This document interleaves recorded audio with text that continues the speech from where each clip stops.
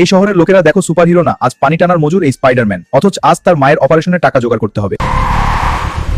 এই ভিখারি মাকড়সা আমার গাড়ির সামনে দাঁড়িয়ে থাকলে গাড়ির মান নষ্ট হয়ে যাবে।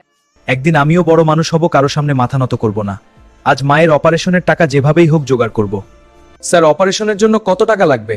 5 লাখ টাকা, আর তোর মতো কচরা তোলার লোকের পক্ষে এটা দেওয়া সম্ভব না। আমি গরিব হতে পারি, কিন্তু অসহায় না। আজ টাকা নিয়ে ফিরবই। কেউ আছো? ভিতরে আমার ছেলে আছে, যে তাকে বাঁচাতে হবে। তাকে দেব 10 লাখ টাকা। 10 লাখ?